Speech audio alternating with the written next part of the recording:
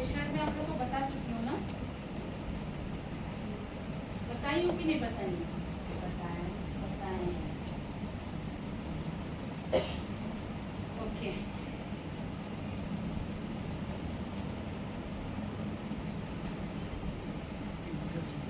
आज जो टॉपिक है ना, बड़े ध्यान से सुनना, बहुत जबरदस्त टॉपिक है और आप लोग को समझना भी होगा।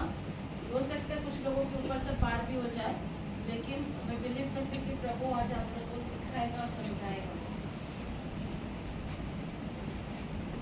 इस टॉपिक को शुरू करने से पहले मैं कुछ बातों को कहना चाहूँगी। आप लोग किस तरह का गाना सुनते हैं, ये पहले मुझे बताओ।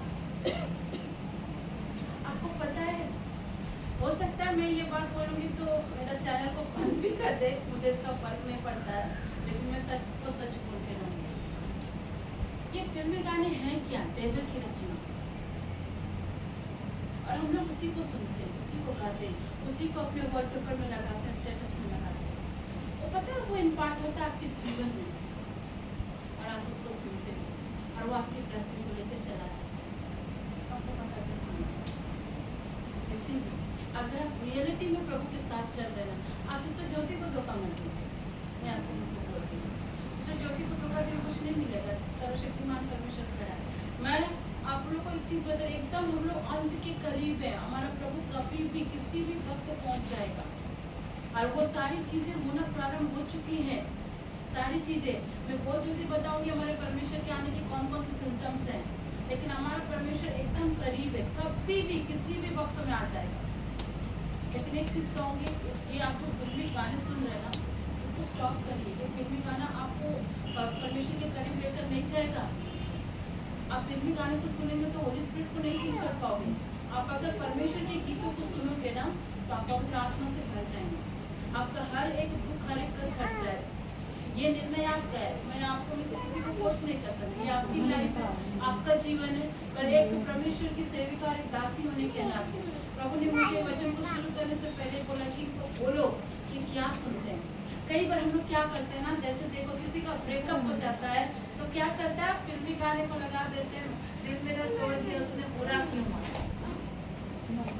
कितना उस गानों को सुनते सुनते आपको पता है कितनी चीजें उसके अंदर को इम्पार्टेशन कर लेते हो। और जैसा आप सुन रहे हो, जैसा आपके माइंड में चला, जैसा आपके विचार में चला, बस आप वही करते हो। और कुछ समय बाद देखो, जब बर्दाश्त नहीं होता है तो डायरेक्ट फंस जाते हो सुसाइड करने के लिए। और जवान पीढ़ी यही कर रही है, फिल्मी गाना सुन के पति पति अलग हो जाते हैं। अरे वो दुनिया से हटो, सच्चाई पे जियो, सच्चाई पे जियो। मैं आपको बता रही हूँ क्यों आज लोगों को परमेश्वर के गीत अच्छे नहीं लगते, क्योंकि अंदर में उन्होंने क्या रखा है, आत्मा के गीत को रखा है। तो कहाँ से अंदर में प्रभु के गीत जाएंगे। आप में से कभी भी सिस्टर ज्योति का फोन चेक कर लेना, या मेरे हस्बैंड का भी फोन चेक कर लेना, या मेरी बेटी का भी फोन कभी चेक करना। हमें से किसी के पास फिल्मी गाना नहीं है, किसी के पास नहीं है। मेरे फोन में हमेशा परमेश्वर के गीत रहते हैं, क्योंकि मैं जानती हूँ कि ये गीतें प्रभु को महिमा देती हैं। ये आपकी अपनी जिंदगी है, मेरे को परमेश्वर ने बोलने के लिए बोला, मैंने आप लोगों को बताया, बाकी निर्णय आपका है। आज हम लोग जानेंगे तंत्र विद्या, जो तंत्र की शक्तियों को कैसे हम नष्ट करें। आज इस बातों को जानेंगे जो आपके घर पर, आपके बच्चों के जीवन पर, आपके परिवार में जो जादू टोना तंत्र विद्या किया जाता है, उसको हम कैसे नष्ट कर सकते हैं, है ना। इसको जानना बहुत जरूरी है। ये है आज का टॉपिक, ठीक है। विपिन जी, मैं चाहूंगी कि आप इसको अभी ये वाला चीज को आप डिलीट करो, और अब जो मैं बोलूँगी उसको रिकॉर्ड करना, क्योंकि हो सके हमारे चैनल को बंद भी कर दे वो लोग, क्योंकि यूट्यूब भी चीज को फॉलो अप करता है। तो अभी जो मैं आपको टॉपिक बता रही हूँ उसको ध्यान दीजिए कि कैसे हम तंत्र विद्या को, जादू टोना को नष्ट कर सकते हैं। ये चीज जानना बहुत जरूरी है। हम मसीहों को तो विशेषकर जानना है, हर किसी को जानना चाहिए कि जादू टोना तंत्र विद्या, हर वो चीज को हम कैसे नष्ट करें। आइए बाइबल के एक पाठ को हम पढ़ेंगे, गिनती की पुस्तक 23 का 23। कल मैंने एक बहन के घर में भी इसके बारे में बताया, और आज आप लोगों के साथ भी मैं इसको शेयर कर रही हूँ। गिनती की पुस्तक निकालेंगे 23 का 23, और अगर निकल गए तो कोई जोर से पढ़ दें, जो पढ़ेगा प्रभु से बहुत आई क्या स्तुति।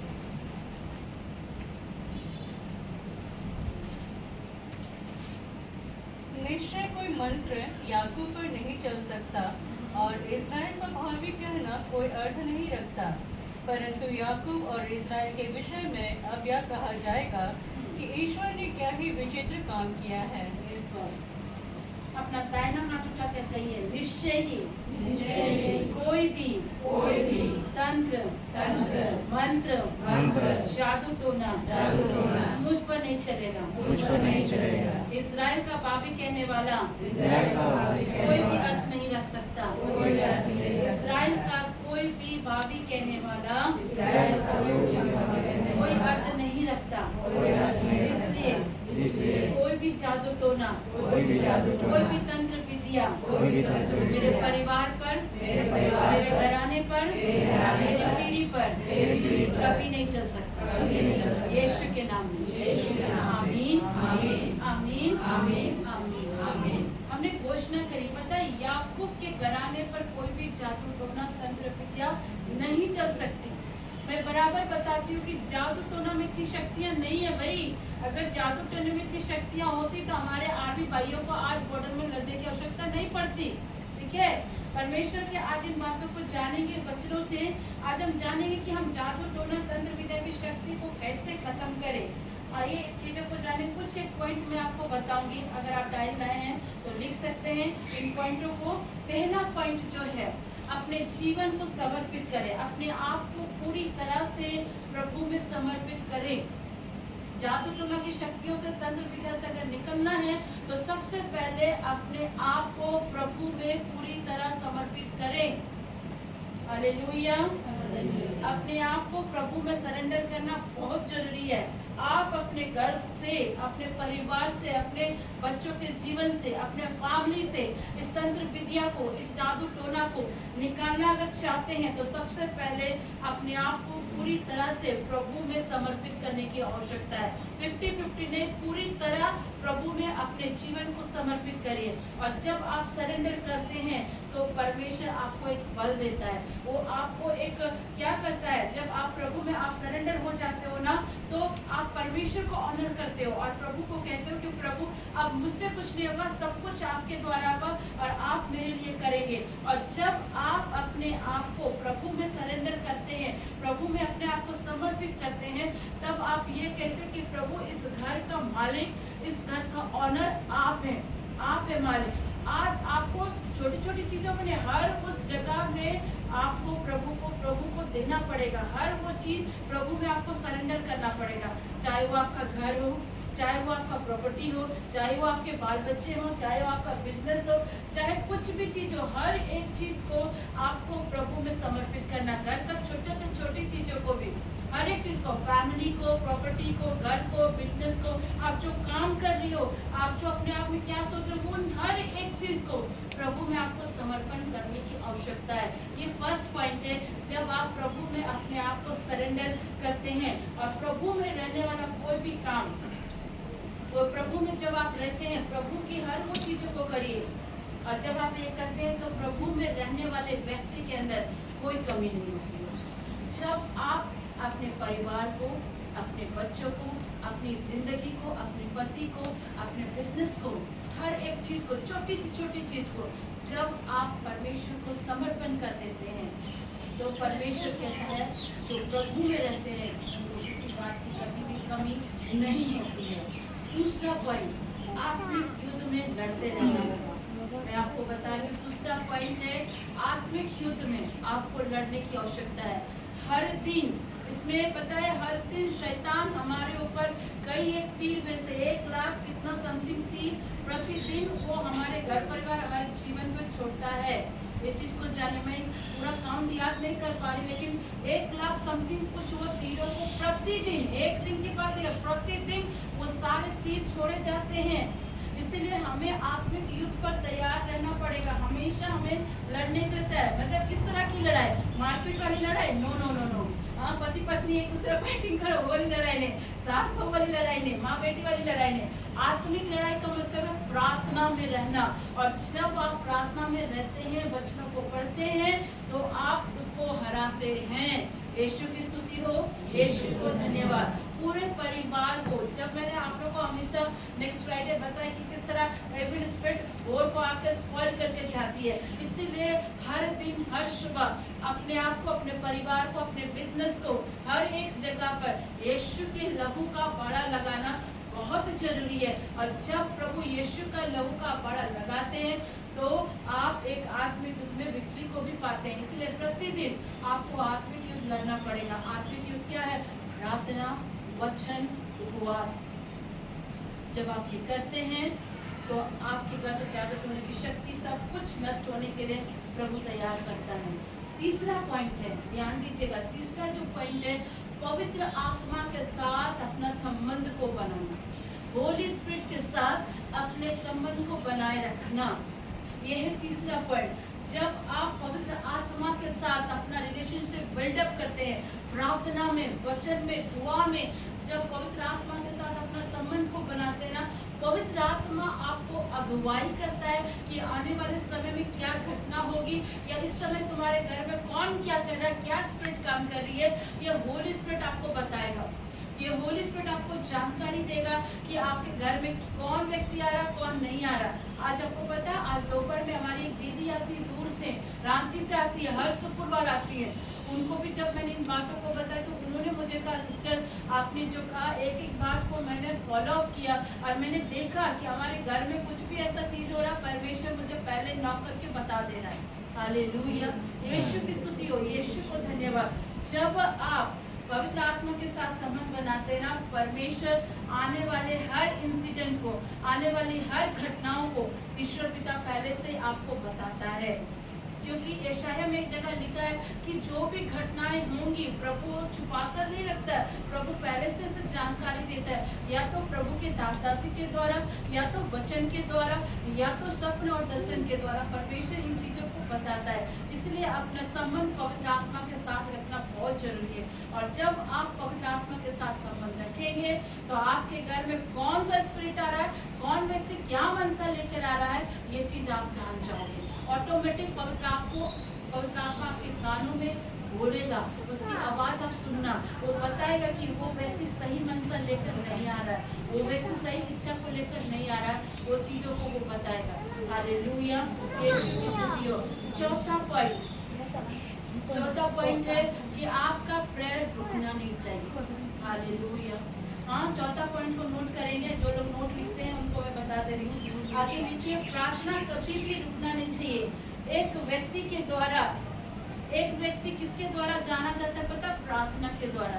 आप सामने वाले व्यक्ति को परख सकता है। अगर वो दुआ करने वाला व्यक्ति है ना, ऑटोमेटिक आप जान लोगे कि वो प्रार्थना करता है, वो बाइबल पढ़ता है। और अगर वो व्यक्ति जो दुआएं नहीं करता, बाइबल नहीं पढ़ता ना, आपको पता चल जाएगा उसके स्वभाव से, उसके बोली से, उसके व्यवहार से, ये पता चल जाएगा। एक प्रार्थना करने वाला व्यक्ति हमेशा देखना, जो दुआएं करता है, जो परमेश्वर के साथ रहता है ना, वो कभी भी व्यर्थ बात करने वालों के साथ नहीं बैठेगा। वो कभी भी जल्दी इस तरह के गंदे पार्टीज में नहीं जाएगा जहाँ नशा ड्रग्स लिया जाता है। वैसे से जगह पर वो नहीं जाएगा, जहाँ व्यभिचार के काम होता है वो नहीं जाएगा। मैं घमंड नहीं करती हूँ, लेकिन मैं प्रभु को धन्यवाद देती हूँ। हमारे स्तर परिवार में मैं मर्सी मामी की कोई बड़ाई और तारीफ नहीं कर रही हूँ, लेकिन मैंने हमेशा मामी को देखा कि वो जहाँ जितना बोलना होता है उतना ही बोलती है, नहीं तो वो नहीं बात करती, वैध की बातें वो नहीं करती है। ये है एक प्रार्थना करने वाले का जीवन, जो वैध की बातें नहीं करते हैं। अगर आप प्रार्थनाएं करते हैं ना, आपकी प्रार्थना रुकनी नहीं चाहिए। जहाँ चुगली चपाटी हो रही है वहाँ मत बैठिए, जहाँ निंदाओं की बात हो रही है वहाँ मत बैठिए, क्योंकि जहाँ अधिक बातें होती हैं वहाँ पाप बढ़ता है, वहाँ पाप बढ़ता है। जब आप प्रार्थना करके निकल रहे, दुआएं करके निकल रहे ना, अगर कोई आपको रोक कर टोकता ना, जय यीशु जरूर करो, थोड़ा बात पूछो, हाँ बहन आप कैसे हो, कैसे ठीक हो। इसके आगे आपका डिस्कशन मत करिए, क्योंकि इसके आगे का आप डिस्कशन करते हैं ना तो ऑटोमेटिक शैतान आपको पाप पे गिराता है। जहाँ ज्यादा बातें होंगी वहाँ ये सारी चीजें होती है। लेकिन जो दुआ करने वाले लोग होते हैं, इबादत करने वाले लोग होते हैं ना, वो कभी भी इस तरह की चीजें नहीं करते हैं। वो हमेशा इन चीजों को नोटिस करते हैं कि कौन व्यक्ति प्रार्थना करने वाला है और कौन व्यक्ति दुआ करने वाला नहीं है, ये आपको पता चल जाएगा। हालेलुया, यीशु की स्तुति हो, यीशु को धन्यवाद। मेरे प्रियो, मैं आपको बताना चाहती हूँ कि जो लोग प्रार्थना करते हैं ना, आखिरी दिन में ऐसे भी आएंगे, बहुत सारे लोग आएंगे जो आपको भरमाएंगे।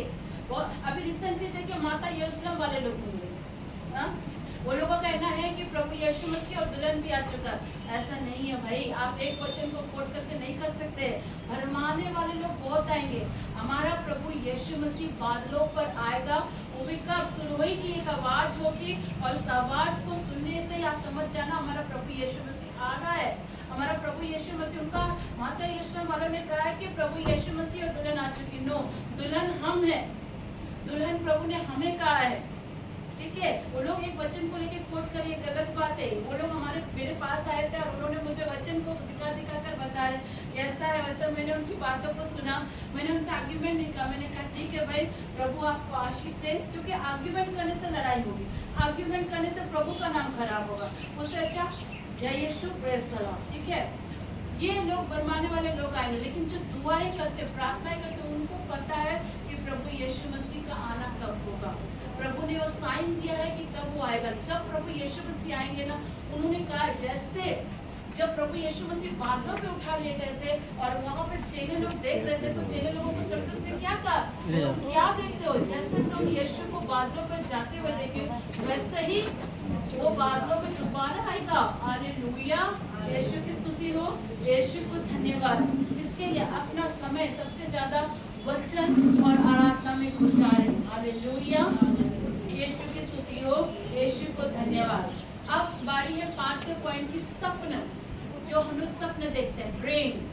ठीक है, कई बार हम गलत सपने देखते हैं। कभी देखते हैं सपनों में सांप को देख लिए, कई हम देख रहे गाड़ियों का एक्सीडेंट देख रहे, कई हाथियों को देख रहे, भैंस को देख रहे, बिच्छू को। बहुत तरह के गंदे गंदे ड्रीम्स आते हैं कि नहीं आते आप लोगों को? हाँ, आते हैं कि नहीं आते? मैंने भी कई बार अपने ड्रीम में सांपों को देखा है। ठीक है, देखा है, लेकिन उन सांपों को कुचलते हुए भी देखा है। हालेलुया, यीशु की स्तुति हो, यीशु को धन्यवाद। हाँ, ड्रीम्स जो आते हैं, गंदे सपने जो आते हैं, शैतान सपनों के द्वारा भी काम करता है। जादू टोना करने वाले लोग सपने के द्वारा भी कार्य करते हैं। तो इस सपने के द्वारा जो कार्य होता है, उसे हम कैसे नष्ट करें, इसको भी जानना है ना। कई बार सपने में हम देखते हैं खाना खा ले रहे, मीट भात खा ले रहे, ऐसा बहुत सारे ड्रीम्स आता है। आप देखना, कई बार देखना आप बहुत गंदी गंदी चीजों को देखते हैं, व्यभिचार की चीजों को देखते हैं कि नहीं देखते हैं? तो इन गंदे सपनों को, इन ड्रीम्स को हमें क्या करना है? जब हम ऐसे गंदे सपने देखते हैं, जब इस तरह की चीजें हमें कभी भी ड्रीम्स में दिखती है ना, तो सीधे उठते साथ जब आप सुबह उठते हैं, दुआएं करते हैं, डायरेक्टली बोलना है कि इन सारे गंदे सपनों को प्रभु यीशु मसीह के नाम से मैं डिस्ट्रॉय करती हूँ। यीशु की स्तुति हो, यीशु को धन्यवाद। आपको सीधे बोलना है, प्रभु यीशु, जो सपने आपकी ओर से नहीं है और शैतान ने जो सपने दिखाए हैं, उन सारे सपनों को मैं आपके सामर्थी और मीठे नाम से पिता मैं डिस्ट्रॉय करती हूँ। गलत सपनों को देख के अपने लाइफ में विचलित मत होइए, कॉम्प्लिकेशन मत बढ़ाइए। आपने देखा, आप उठो और उठ के सीधे प्रभु यीशु के नाम से डिस्ट्रॉय करो। हाँ, लेकिन अगर आप डिस्ट्रॉय नहीं करते हैं, उसे खारिज नहीं करते हैं, आपने कहा देख लिया और उसको आपने प्रार्थना भी नहीं किया और आपने उसे डिस्ट्रॉय भी नहीं किया ना, तो वो डेफिनेटली वो सपना आपकी जिंदगी में हो जाएगा। ये भी मैं बता दे रही हूँ। इसीलिए कभी भी कोई भी बुरा सपना देखते हैं तो उसे प्रभु यीशु के नाम से क्या करना है? डिस्ट्रॉय कर देना है। हालेलुया। तो बात समझ में आई? कभी भी गंदे सपने देखते हैं तो कैसे उसको डिस्ट्रॉय करना है? यीशु मसीह के नाम से डिस्ट्रॉय करना है। छठवां पॉइंट है, हर शैतान की ताकत को वचन के द्वारा क्या करना है? समाप्त करना है। छठा जो पॉइंट है उसको समझिएगा कि हर शैतान की ताकत को क्या करना है? वचन के साथ में, वर्ड ऑफ गॉड के साथ में उसको डिस्ट्रॉय करना है। अगर आपके पास वर्ड ऑफ गॉड है तो आप इसको डिस्ट्रॉय कर सकते हैं। प्रकाशित वाक्य अध्याय 13 का 10 को मेरे जल्दी से पढ़ दें। प्रकाशित वाक्य अध्याय 13 का 10 से जल्दी से निकाले और पढ़ दें।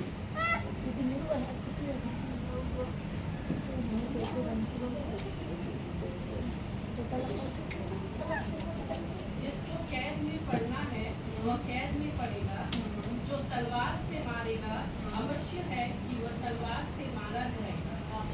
पवित्र लोगों का धीरज और विश्वास इसी में है। यीशु की स्तुति हो। हालेलुया। प्रकाश वाक्य 13:10 में लिखता है कि वर्ड ऑफ गॉड किसी का भी जीवन को बदल सकता है। प्रभु का वचन किसी की भी लाइफ को चेंज कर सकता है। आपको पता है परमेश्वर का वचन किसी भी व्यक्ति के जीवन को बदल सकता है। जब हम लोग संबलपुर जा रहे थे और जाते समय हम लोग ट्रेन में एक बच्चे को देखे और बार बार उस बच्चे को मैं देख रही थी, लेकिन परमेश्वर मुझे परमिशन नहीं दिया था कि उस बच्चे के विषय में कुछ बात करूं, लेकिन मैं इस बच्चे को ऑब्जर्व कर रही थी।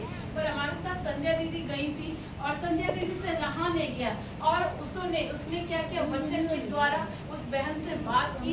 वो एक हिंदू परिवार की हिंदू फैमिली से है और उन्होंने बताया कि उनका बच्चा मात्र 4 महीना का है और इस 4 मंथ में 1 से 1.5 लाख का उसका इंजेक्शन बच्चे को लग गया।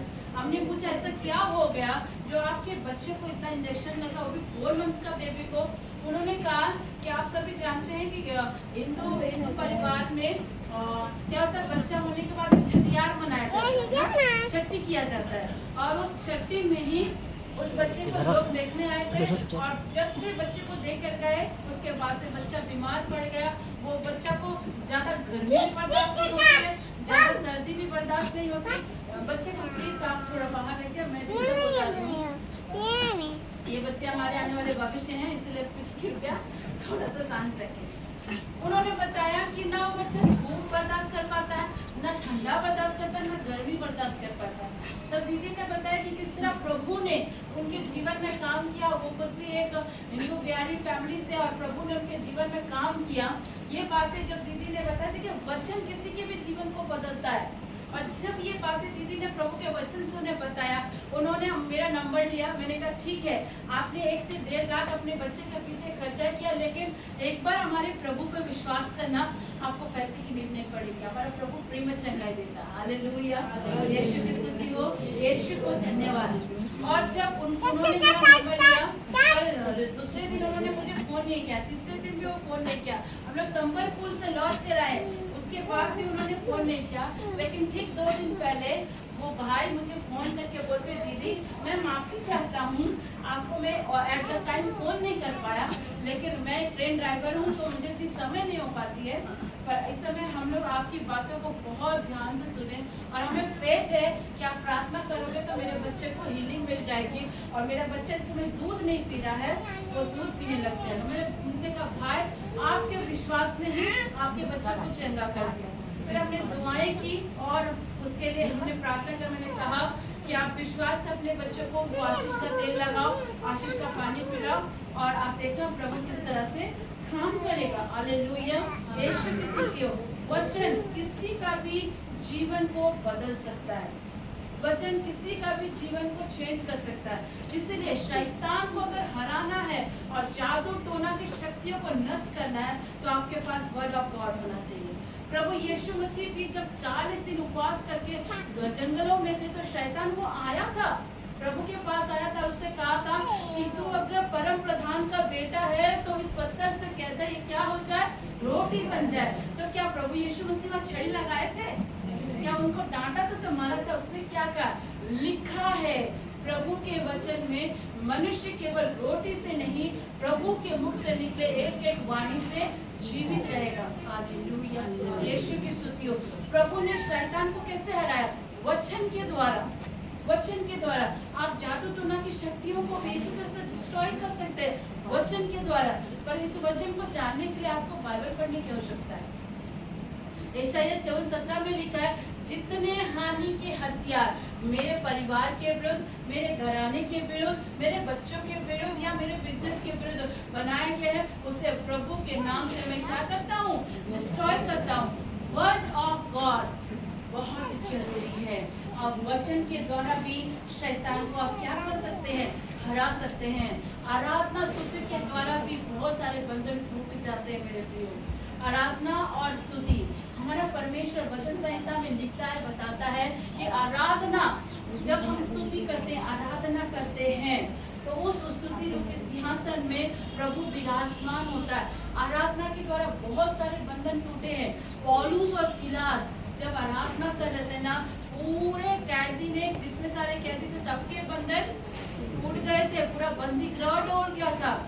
प्रार्थनाएं कुछ वक्त के लिए रुक सकती हैं, लेकिन आराधना कभी नहीं रुकती है। आराधना परमेश्वर के पास डायरेक्ट पहुंचती है। यीशु की स्तुति हो, यीशु को धन्यवाद। Hallelujah, hallelujah. प्रभु की महिमा हो, प्रभु की स्तुति हो। तो इन चीजों को डिस्ट्रॉय करने के लिए एक 6 पॉइंट के साथ कुछ और पॉइंट भी मैं बताऊंगी। आत्मिक हथियार लेने की भी आपको आवश्यकता है। आज आपको आत्मिक हथियार भी लेने की आवश्यकता है। और वो आत्मिक हथियार क्या है, वो 4 पॉइंट मैं आपको जल्दी जल्दी बता देती हूँ। आत्मिक हथियार में पहला पॉइंट आता है प्रभु यीशु मसीह का नाम। पहला पॉइंट है प्रभु यीशु मसीह का नाम। जब हम प्रभु में आगे बढ़ते हैं और जब अधिक से अधिक समय प्रभु में बिताते हैं तो शैतान भी कोशिश करता है कि किस तरह से वो हमारी लाइफ को डिस्ट्रॉय करे। लेकिन शैतान इस बात को जानता है कि यीशु मसीह वो नाम है जिसके आगे दुष्ट आत्माएं कांपती हैं। हालेलुया, यीशु की स्तुति हो, यीशु को धन्यवाद। फिलिप्पी की पत्री 2:9 से 11 जल्दी पढ़ देंगे। फिलिपियों की पत्री 2:9 से 11। किसी के पास अगर बाइबल है तो जल्दी से बोले। फिलिपियों की पत्री 2:9 से 11।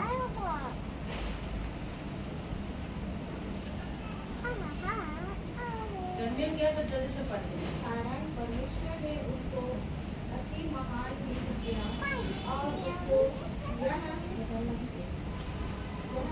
बात किया जो 9 से 11। इस कारण परमेश्वर ने उसको छठी महान हित किया और उसको यह दान दिया जो सब नामों से श्रेष्ठ है कि वह स्वर्ग में और पृथ्वी पर और जो पृथ्वी के नीचे है वे सब यीशु के नाम पर घुटना टेके और परमेश्वर पिता की महिमा के किसी के लिए हर एक जीव अंगीकार कर वे ये कि यीशु मसीह ही प्रभु है। क्या कह रहा है प्रभु का वचन? कहता है इस कारण परमेश्वर पिता ने उसको अति महान भी किया और उसको वह नाम दिया जो सब नामों में श्रेष्ठ है कि जो स्वर्ग में और पृथ्वी पर और पृथ्वी के नीचे वे सब यीशु के नाम पर क्या करेंगे? घुटना टेकेंगे। प्रभु यीशु मसीह को वो नाम दिया गया। पिता ने यीशु के नाम को इतना ऊंचा उठाया कि उस नाम के आगे हर जुबान इकरार करेगी और घर घुटना टिकेगा। यीशु के नाम के आगे हर दुष्ट आत्माएं कांपती हैं। लूकस के सुसमाचार में अगर हम देखते हैं कि प्रभु यीशु मसीह अपने चेलों के साथ झील के उस पार गनसरेत को जा रहे थे तो वहाँ एक व्यक्ति मिला था और वो व्यक्ति पूरा पावरफुल दुष्ट आत्मा, उसके अंदर इतनी सारी दुष्ट आत्माएं थी कि पूछो मत। वो अपना जगह कहाँ रहता, कब्र में जाकर वो रहता था, संकलों में बंधा रहता था। वो व्यक्ति दुष्ट आत्मा कभी भी अच्छी जगह नहीं रहती हैं। जो शैतान से ग्रसित लोग हैं ना वो कभी भी ऐसे घरों में नहीं रह सकते। दुष्ट आत्मा से जड़ा हुआ व्यक्ति कहाँ पड़ा है? कब्र में। कब्र में जाकर बैठ रहा है, गंदगी में बैठ रहा है, कपड़े फटे हुए हैं, गंदी चीजों को वो कर रहा है, सब कुछ वो कर रहा है और कई साल से वो व्यक्ति जकड़ा हुआ है। वो जो दुष्ट आत्मा से ग्रसित लोग हैं ना वो चिड़चिड़ाएंगे, गाली गलौज करेंगे क्योंकि वो खुद में कंट्रोल नहीं है, उसके अंदर दुष्ट आत्मा है भाई। इसीलिए वो अनाप शनाप की बातें बोलेंगे, चिड़चिड़ाएंगे, गाली गलौज करेगा। और कुछ ऐसे ही उस व्यक्ति के साथ था। उसके परिवार वाले से रखते थे लेकिन वो परिवार वाले भी हार गए। वो कहाँ अपने घर पे ना रखे कहाँ रहता था? कब्रिस्तान में रहता था। उसको सांकलों में बांधा रखा जाता था। आप लोग उसके सुसमाचार को पढ़ सकते हैं, वहाँ पर लिखा है कि वो व्यक्ति इतनी सारी दुष्ट आत्माओं से घिरा। पता है दुष्ट आत्मा कहाँ काम करती है? जब आप घर को नीट नहीं रखोगे ना, घर अगर गंदगी से भरा है तो वहाँ पर भी दुष्ट आत्मा काम करेगी। क्योंकि दुष्ट आत्मा कभी भी अच्छी जगह पर नहीं रहता है। दुष्ट आत्मा गंदगी जगह में रहता है, वो ऐसी जगहों पर नहीं रह सकता है, वो गंदगी जगह में रहता है। और वो बंदा भी कुछ ऐसा ही था। और देखिए वो इतना पावरफुल था कि मैं आपको क्या बताऊं। आपके अंदर का जो पवित्र आत्मा है ना, आपके अंदर जो होली स्पिरिट है, जब आप प्रभु के साथ संबंध बनाते हैं और आपके अंदर जो पवित्र आत्मा है ना, या तो सामने वाले को छुटकारा दे देगा, डिलीवरेंस दे देगा, या तो कुछ बड़ा कर जाएगा। हालेलुया, यीशु की स्तुति हो, यीशु की महिमा। आपके अंदर अगर पवित्र आत्मा काम कर रहा है, आपके अंदर का पवित्र आत्मा सामने वाले व्यक्ति को या तो डिलीवरेंस दे देगा, या तो उसको चंगाई दे देगा। हालेलुया, यीशु की स्तुति हो, यीशु को धन्यवाद। प्रभु की हम महिमा करते हैं। मैं आपको बता रही मार्गो में 10 नंबर सॉरी 6 7 8 नंबर, ठीक है, 6 या 7 के बीच में एक घर है, वो दीदी राष्ट्रपति अवार्ड से सम्मानित थी। और जब हम उनके घर पर गए थे, इतना बकबक ऐसा लग रहा कि आप मार दे तब मार दे, बर्तन को पकड़ के मार दे। बोलते हैं ना, आपके अंदर का पवित्र आत्मा या तो चंगाई दे देगा या तो डिलीवरेंस देगा। हमने गए, उनके माँ में कहती बेटा सामने मत जाओ, मार देंगे ये करती। मैंने कहा कुछ नहीं करेंगे, कुछ नहीं करेंगे, वो आराम आती है, टेंशन मत लो। हम गए, शुरू में मुझे भी थोड़ा सा अंदर से हिल गए थे भाई, इतना ज्यादा चिल्ला रही है, मारेंगे पीटेंगे कर रहे, एकदम ऐसे ऐसे कैसे बोलेंगे, एकदम सामने आ जा रही। खुदावन का शुक्र, प्रभु की महिमा, परमेश्वर ने मुझे कहा वचन दान कर, वचन की घोषणा कर। मैंने सीधे बाइबल लिया और मैंने कहा तेरा कोई अधिकार नहीं दुष्ट आत्मा, चिल्लाना बंद कर, चिल्लाना बंद कर, अब भी बंद कर। मैंने प्रभु के वचन को दाबी किया, एकदम सामने, लेकिन उसकी मजा नहीं थी मुझे छूने की, वो छू नहीं पा रहे थे। लास्ट में प्रभु ने उसे डिलीवरेंस दे दिया, छुटकारा दे दिया। यीशु की स्तुति हो, यीशु को धन्यवाद। हम परमेश्वर की महिमा करते हैं। अभी रिसेंटली 2 हफ्ता पहले हमारे मानस भाई की मम्मी को भी स्पिरिट ने पकड़ा था, दुष्ट आत्मा पकड़ी हुई थी, और उन्होंने मुझे सुबह फोन किया और बोला सिस्टर जी हम नहीं कर रहे। मैंने कहा भाई हमारे यहाँ डिलीवरेंस प्रेयर हम नहीं कर सकते हैं, हमारे यहाँ पर कुछ रेस्ट्रिक्शंस है, आप हमारे मर्सी मामी को वहाँ लेके जाओ। और उन्होंने अपनी मदर को वहाँ लेकर गए वो, और यहाँ पे जब वो लेके गए और मामा जब मुझे कॉल के समय में जस्ट नहा के आके प्रेयर कर रही थी, और परमेश्वर ने मुझे कहा कि मर्सी के प्रार्थना करो क्योंकि वहाँ पर ऑलरेडी स्पिरिट आ चुका है और तुम प्रार्थना करो। मैं नहा कर निकली थी और प्रार्थना कर रही थी मर्सी मामी के लिए कि खुदावन अपनी बेटी को भुलजोड़ सामर्थ्य दे, उसके सामने दुष्ट आत्मा टिक ना सके। और मैं घुटना में दुआ कर रही थी। दुआ करने के बाद मैं जान चुकी थी कि वहाँ पर उसका डिलीवरेंस हो गया है, लेकिन मैंने कहा ठीक है प्रभु फिर भी चलते हैं। और जब हम गए तब तक प्रभु का धन्यवाद, मामी ने उस दुष्ट आत्मा को प्रार्थना के द्वारा निकाल दिया और वो डायरेक्ट गिरकर मामी के पैर को पकड़ने लगी और चिल्लाने लगी हम चले जाएंगे, हम चले जाएंगे। दुष्ट आत्मा चिल्लाती है, प्रभु के लोगों को देखकर चिल्लाती है क्योंकि उसको पता है कि उसका राज्य खत्म होने वाला है। हाँ, जब प्रभु यीशु मसीह भी वहाँ पहुंचे ना, वो दुष्ट आत्मा ग्रसित व्यक्ति भी चिल्लाने लगा और उसके अंदर कितनी सारी दुष्ट आत्मा थे। प्रभु बोले तुम कितने हो? उन्होंने कहा हम सेना है। उसने कहा हम सेना है। आप समझ सकते कितनी सारी दुष्ट आत्मा उसके अंदर होंगी। हाँ, और जब वो बात कर रही होंगी तो कितनी सारी वॉइस निकलते होंगे एक साथ में। और वो प्रभु यीशु मसीह को देखकर चिल्लाने लगा। यीशु वो नाम है जो सामर्थ है, यीशु वो नाम है जिसके द्वारा चंगाई मिलती है, यीशु वो नाम है जिसके द्वारा दुष्ट आत्माएं कांपती हैं। प्रेरितों के कार्य एक्ट्स ऑफ अपोस्टल में जब यूहन्ना और पतरस मंदिर में दुआ के लिए जा रहे थे तो वहां पर जन्म से लंगड़ा व्यक्ति था।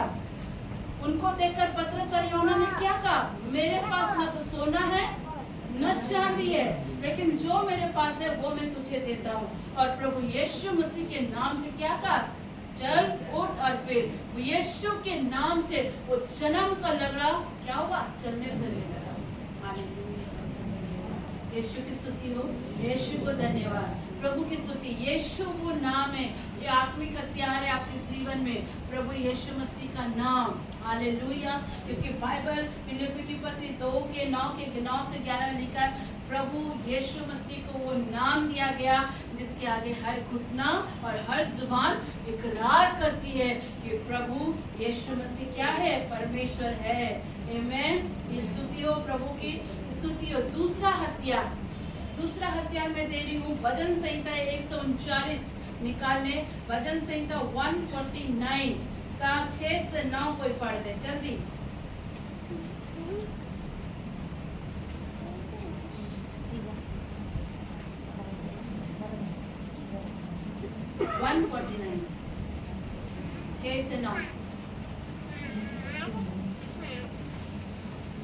मिल गया है तो पढ़ते जल्दी से। उनके कंठ से परमेश्वर की प्रशंसा हो, उनके कंठ से परमेश्वर की प्रशंसा हो, और उनके हाथों में 2 धारी तलवार रहे